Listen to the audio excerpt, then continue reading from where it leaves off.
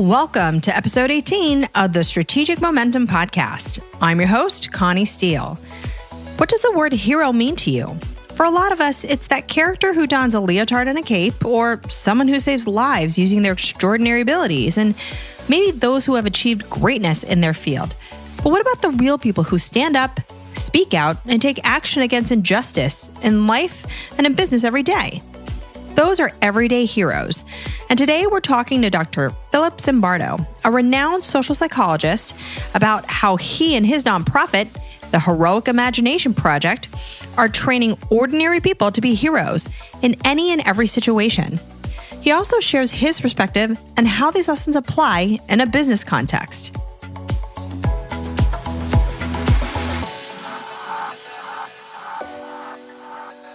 Thanks so much, Dr. Zimbardo, for joining us today. Glad to be with you. So you've been an incredibly influential force in the field of social psychology, from research on the power of social situations to influence people's behavior, to shyness, time perspective, and writing all these psychology textbooks and videos for high school and college students. I mean, your body of work is just so vast and deeply meaningful. So that said, today your efforts are focused around your foundation called the Heroic Imagination Project. And your organization promotes research, education, and media initiatives designed to inspire ordinary people to act as heroes and agents of social change. So could you please share the genesis behind this effort? Oh, sure. For many years, my focus has been on trying to understand why good people do evil things, bad things, cheat, lie, obey unjust authority. It culminated in 1971 with my Stanford prison experiment, which was a classic demonstration of how social situations, new social situations, can overwhelm personality and even character.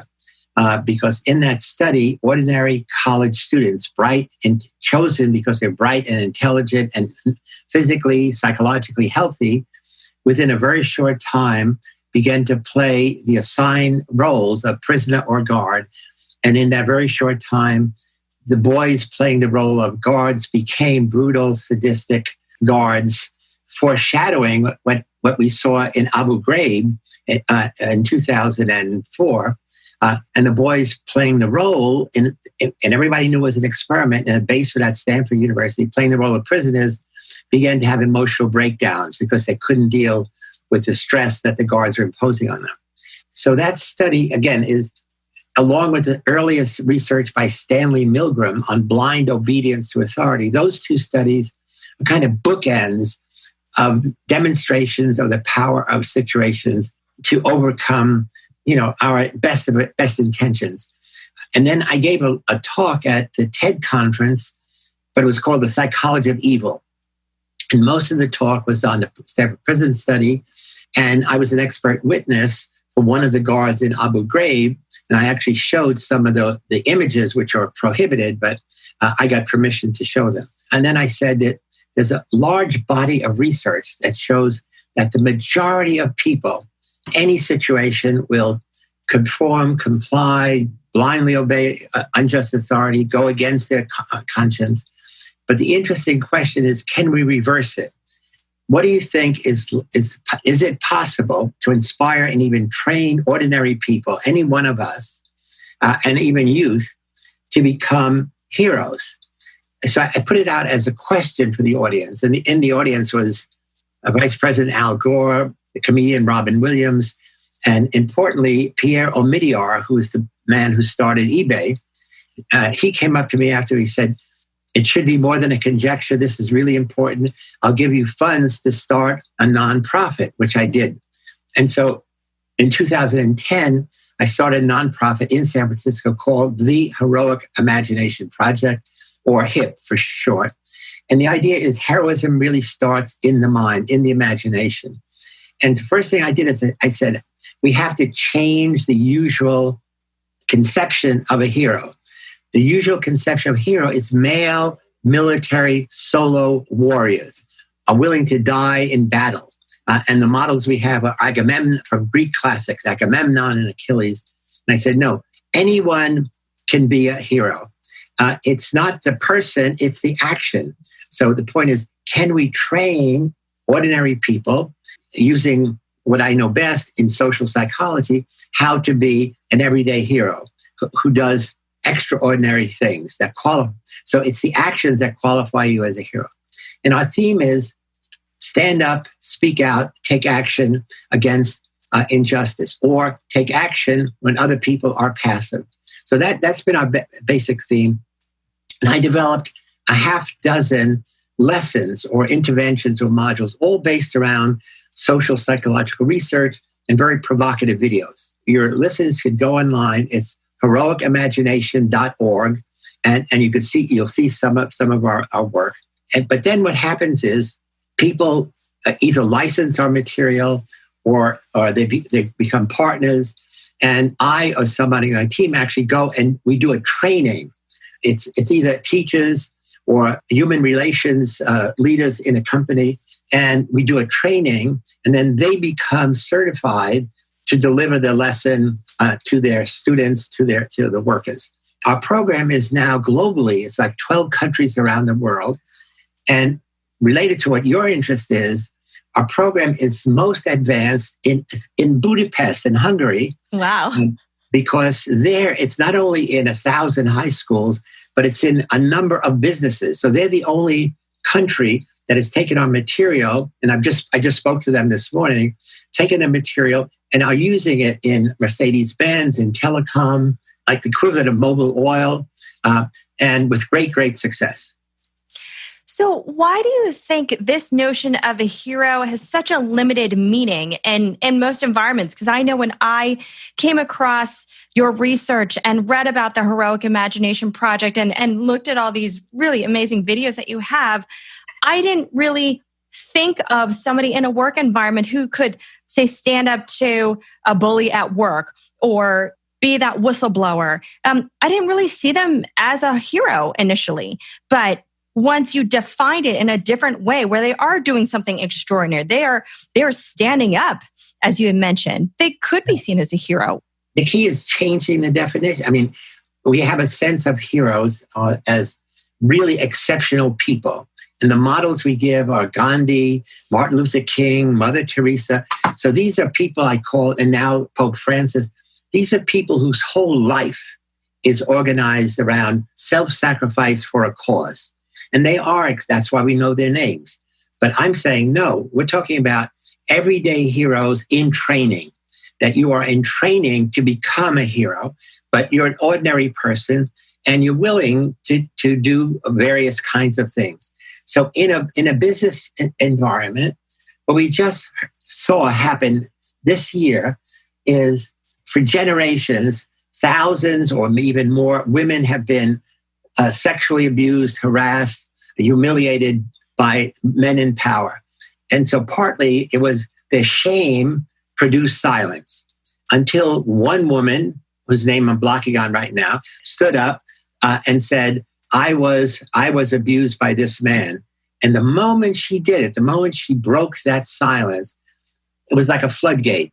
Thousands of women said, me too. And they started the Me Too movement, in which they say, women have to stand up, be willing to suffer the shame in order to change this situation, to get rid of those, in quote, evil men in power situations that dominate women. So here's a case in point where this was an ordinary person, and this was after years, sometimes decades, of thousands of women having been harassed, abused, even raped by their boss, by a powerful coworker, were able to say, that's enough, we're not going to take it anymore. And it started a powerful movement that's going to literally around the world. And that's actually a great segue into these engaging lessons that I know you have on HIP, which can train a wide range of audience in a very profound and unique way. So you've got the growth mindset and that bystander effect, of which what you talked about with the Me Too is that bystander effect. Certainly very common things that I see in the business environment. Can you tell us more about each one of those lessons, please? Yeah, so let's start with the bystander effect. So each lesson goes 2 to 3 hours. It's about a 20 or 30 page document, which includes all the reference. So every single thing we say, given my educational scientific background at Stanford, it's not what Phil Zimbardo thinks. It's every statement I make. Here's the reference. You could go to a library, go online.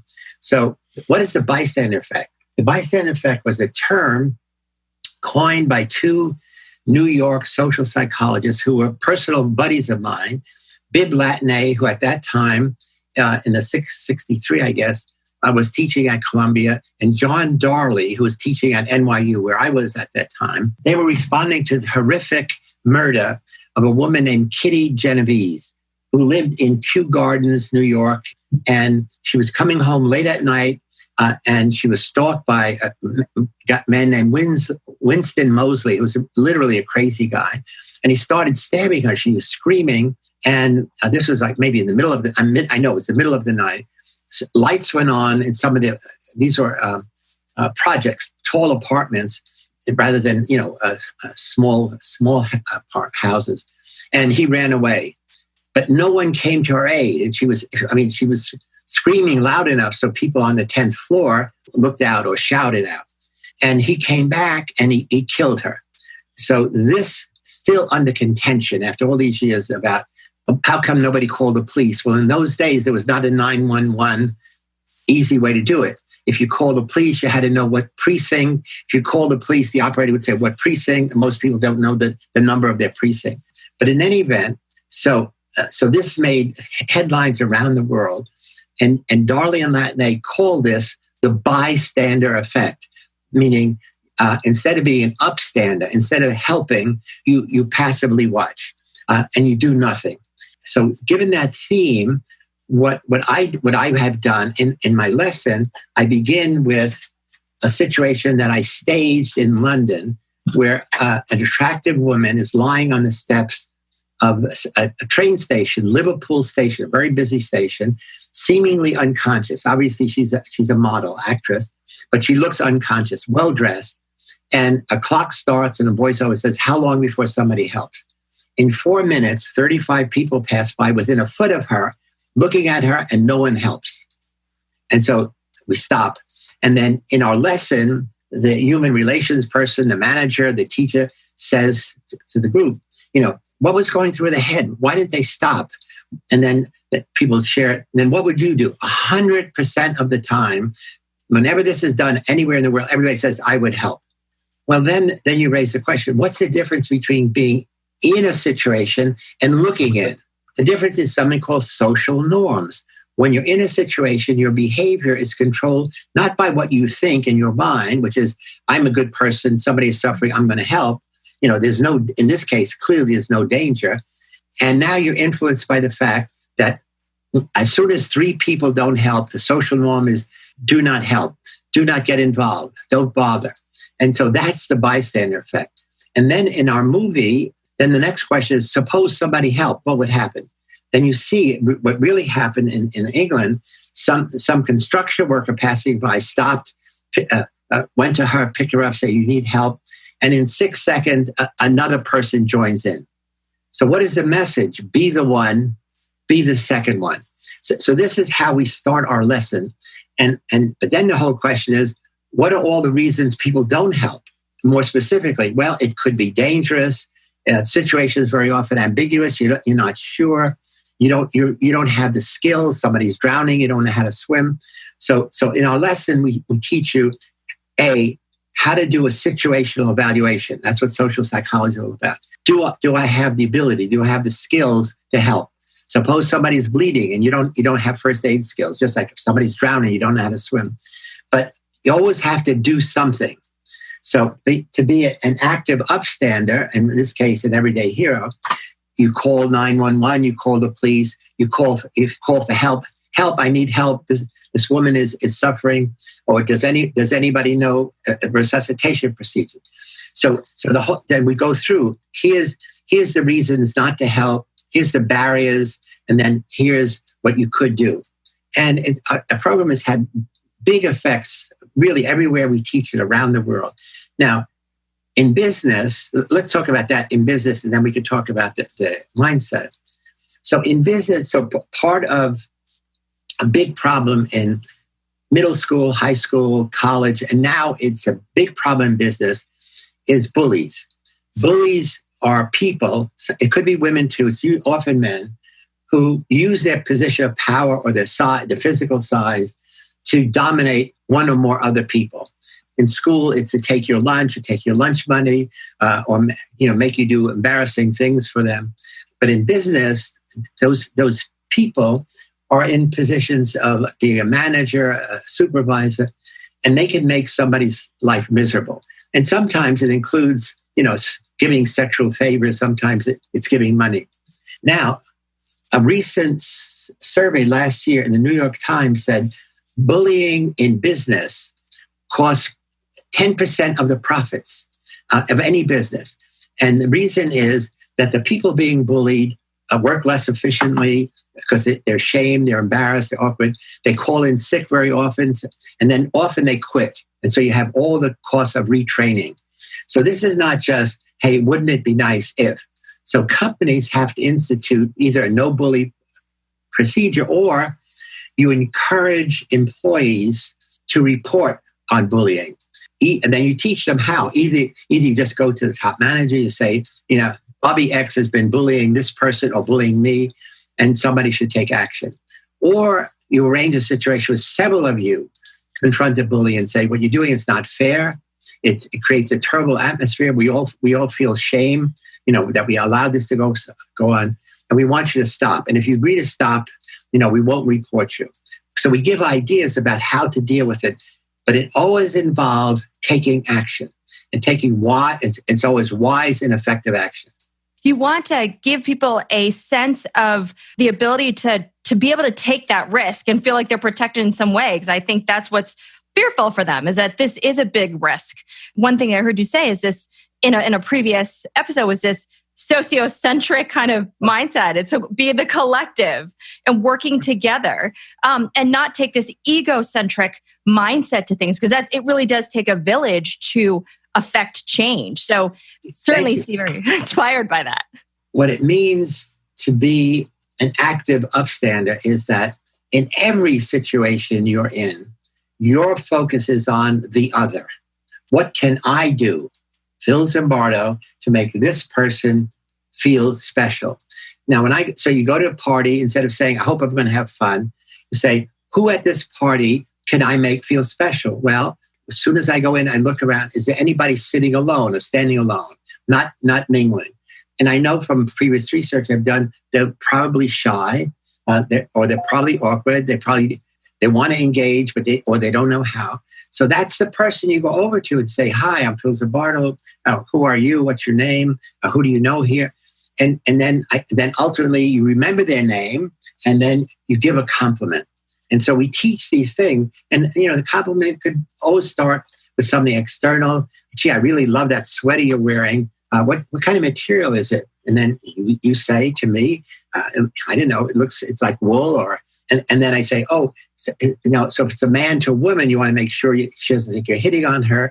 You say, where did you get it? I'd like to get one for my girlfriend or for my wife or something. And then you go from external things like pretty earrings or sweater or a tie for a guy, to internal things. I really like what you said about such and such. It made me think profound. People don't give compliments because it feels awkward, because people don't do it. In some cultures, it's very, very rare. But even in America, it's relatively rare. But I'm saying once you do it as a regular basis, it becomes what I call a social habit. Although I'm a New Yorker, but I've been living in San Francisco for 45 years. And I love San Francisco. And the one sad thing is we have an enormous population of homeless people. And many of these homeless people are on the street begging. Well, the first thing to do is change the definition. These are not homeless people. These are people without a home. And they're people without a home because they lost their job, that they were in the military and they developed PTSD and they can't hold a job for any number, where they can't afford the rent in San Francisco. And they're here because the weather is better than in the Midwest or the East Coast. And so I decide every day, if I'm going to give $1 or 50 cents. And what I do is, as I'm passing by, I'll stop, give money to an older person or a woman begging. I'll first say, "Hi, I'm Phil Zimbardo. What's your name?" And I put my hand out to shake their hand. And I shake their hand. I say, "Here's $1. I wish it could be more. Do you live?" And then some simple thing. "Do you live here? How long have you been down on your luck?" In many cases, people will begin to tear up because nobody has treated them like a person. And then I always say, "I wish it could be more." And they say, No, thank you. So I'm saying the lessons are super simple. It's how do you make somebody feel respected? And always imagine it was you. And imagine it was you, that if you didn't beg, if you didn't get some money, you wouldn't even have food. But to be a beggar in any society is to be shamed. And so instead of people throwing a quarter in your hat or your cup or something, somebody's going to ask you who you are and shake your hand. And it literally, for many of them, it's transformative. It renews their sense of self-pride, self-worth. Heroes are more than what we have perceived them to be. As Dr. Zimbardo indicated, you have to be an active upstander, not a bystander. Be the one. Stand up, take action, and help. But it also involves having the right mindset. Let's learn more about that from Dr. Zimbardo. So let's move on to the other valuable lesson, which is the growth mindset, which absolutely I see quite a bit of in the dynamics in a work culture. You've got a population of people who always embrace those challenges. They want to try new things. They want to be pushed outside of their comfort zone. But you certainly have a large portion of the workforce as well who feel only comfortable with what they've been doing for some time, have a lot of fear when it comes to being asked to do something fundamentally differently or try something differently. So tell us about the growth mindset as in your lesson. First of all, and your readers are directed to an incredibly important book called Mindsets, one word, written by a Stanford psychologist, Carol Dweck, D-W-E-C-K. Her position is so obvious. What you hear her say. So what she's saying is most of us, most of the time, have a narrow mindset. It's almost as if we put our head in a vice and we say, "I'm not good at A, B, C, D." And then we extend this. So in my own case, for example, I'm not good at singing. So I'm good at a lot of things. I'm good at writing. I'm good at reading. I'm good at lecturing. And the two things I say, I'm good at lecturing, not good at singing, so I never sing. I'm good at writing, but I'm not good at crossword puzzles, so I never do crossword puzzles. How could that be? What happened was, I was with a bunch of friends, and somebody was doing a crossword puzzle, and they asked me, what is the answer to this? And I didn't know, and they all laughed. How come you don't know? And that one occasion was enough to say, crossword puzzle is not my thing. Right, okay. You feel shamed. But I'm saying it's a single situation where I just, for some reason, I was not paying attention. I didn't know the answer to that question. Also in school, when I was a little kid, this is, 75 years ago, our teacher said that we're having a big assembly and every class has to sing, the Star Spangled Banner. And I want our class to be the best class of all. And so I don't want anybody to sing off key. Everybody nods. And therefore, she says, I want you all to start singing. When I tap you on your shoulder, you move your lips, but no sound can come out. You are a listener. Imagine. And so I was tapped. It was ultimate shame, me and maybe 2 or 3 other kids. And from that day, I have never sung.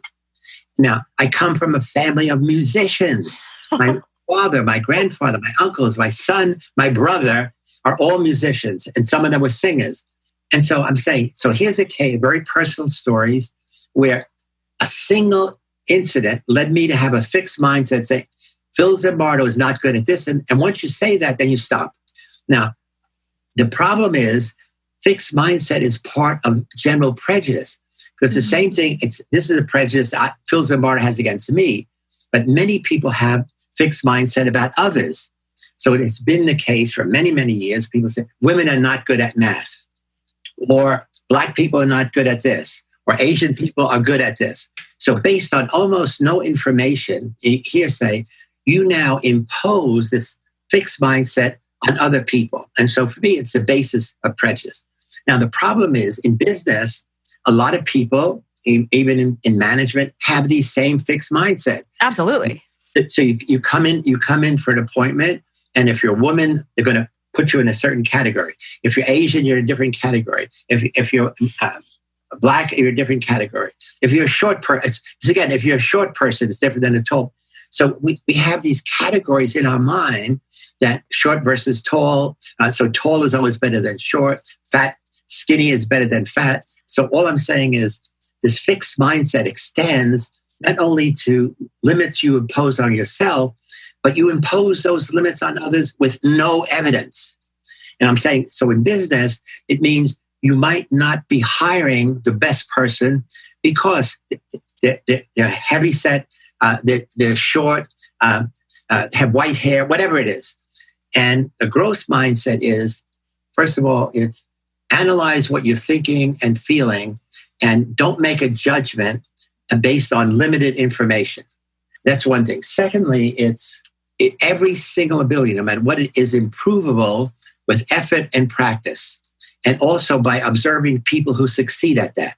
So rather than being ashamed of people who succeed, now, again, or observing people who are really skilled in whatever it is.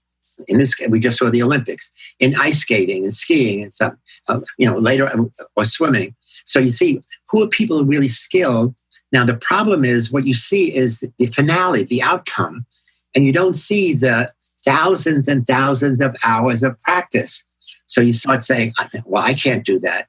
Well, you can't do it unless you're willing to put in much effort.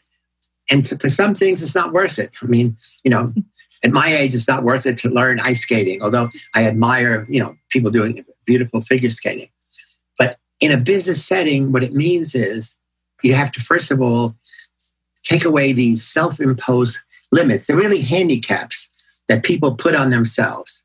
Now, again, so what Carol Dweck says, one of the most important 3-letter words in the American language is yet. So when people say, when you say, I'm really not good at foreign languages yet. I'm really not good at tennis yet. So whatever it is, yet means it's a process. When you're just starting, and again, you observe a child walking, a 2-year-old child, or 2-year-old child learning Russian or learning Indonesian. In a very short time, a 2-year-old child will learn what it's difficult for us as adults to do, learn any language in the world. What we have to see, these are natural processes that take time. So the point is, it's time, practice, and effort, and observing people who are skilled at that. Now, Carol Dweck does a lot of consulting for professional sports teams. So here are professionals who are making, huge salaries for doing at some sport, baseball, football, basketball. And even those players who are skilled will have a fixed mindset. I'm really good at 3-point shots, but I'm not good at dribbling. I'm really good at offense. I'm not good at defense. So essentially, this is a fixed mindset that the coach, that the trainer has to break through. And what it means is, no, you simply have to practice and practice and practice and get feedback from a coach, from other teammates. And I walk away with that is that, for an organization, it's about hiring for potential. It's training for potential. And it's having, your own personal understanding that you can grow in your potential versus being, limited in the way that you may be limiting yourself or the way that others may be limiting you based on their perception or prejudices, and being able to break through all that. And what would be great is if you could share any last words of wisdom for those folks in a business environment who, one, have never thought that they could be a hero, and do those everyday things and make some extraordinary movements for other people, and take into account, these valuable lessons that you can teach everyone in any environment. Most important thing we want to say is change your conception of a hero. It's not a superhero. Now, even when I give talks to high school, I'll say, who are your heroes? And the kids say, it's Wonder Woman, it's Superman, it's Spider-Man. And I say, you know what? You have something that none of them have. What is that? You have a brain. None of them have brains. They are the creation of the brain of a cartoonist. So you could do things with your brain that they can't even imagine because you need a brain to imagine. So it's the same thing as in a business setting. Your job is, again, have that sociocentric orientation in every situation. Who can I help? Certainly if there's a new employee, you're going to take time out to show them around, take them to lunch, tell them, the non-obvious rules, what are the norms here? And then when they have some difficulty, when they didn't meet their quota, then you're going to talk to them. Because sometimes, why didn't they meet their quota? Well, their child at home is really sick, so they can't focus on this because they're thinking about that. But just to be able to talk to them, be there, be available, be a friend, be a colleague, be a buddy to people, especially to people who obviously don't have buddies. And again, all the research I've done says at least 2 of every 5 people you meet are shy. And a shy person in business is going to have difficulty, especially if the business is using the phone a lot, making personal connections. And just knowing that. And so my book is Shyness, What It Is, What to Do About It. And, so just knowing that means my job is to make people who are shy feel accepted, because everybody has skills, has talents, has abilities. And you don't have to be a talker. You could be a good listener. And so again, within the company, you want people, so if you're in human HR, if somebody's not a good talker, then become good listeners and promote good memory. They're the people who can summarize the gist of a meeting. So it's promoting the best talent of each person in your organization. And again, it's overtly recognizing it. So what is the best way listeners can connect with you as well? You've mentioned the Heroic Imagination Project website. Yeah, just go at heroicimagination.org. It has all kinds of information. And I should, your listeners who might be in the San Francisco area, we are having a Hero Roundtable, April 21st and 22nd, Saturday and Sunday, 2 months from now, where we have 24 extraordinary heroes, everyday heroes, superheroes, people who've done research on heroism, people who've written comic books. And we're going to meet at the Marine Memorial Theater for 2 days, 2 full days. And if you go online, it's heroroundtable.com.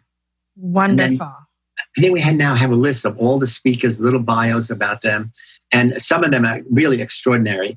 Gives information about tickets. And we desperately need sponsors and donors. And it also indicates how you could do either of those. Wonderful. Thank you so much for your time, Dr. Zimbardo, and sharing HIP with us. Yes. Yeah. So again, my job is spread the good word from me to you, from you to all of your listeners. Thank you so much. Okay. Ciao. Anyone can be a hero. It's not just leaders of social movements or even sports figures. Being a hero means taking action, standing up against injustice in any setting, and doing the thing that other people may be afraid to do. Be the upstander, not the bystander, and challenge your fixed mindset. At home, on the street, and even particularly in business, you can be an everyday hero. You can learn more at heroicimagination.org. And remember, if you live in the San Francisco area, the Heroic Imagination Project is hosting a Hero Roundtable on Saturday, April 21st and Sunday, April 22nd at the Marine Memorial Theater. For more information, visit www.heroroundtable.com/SF. If you like what you heard, please subscribe to the show on iTunes and leave us a review. And if you want to hear previous episodes or even get show notes from this episode, you can also visit us on our podcast page at flywheelassociates.com/podcast. I'm Connie Steele, and you've been listening to the Strategic Momentum Podcast.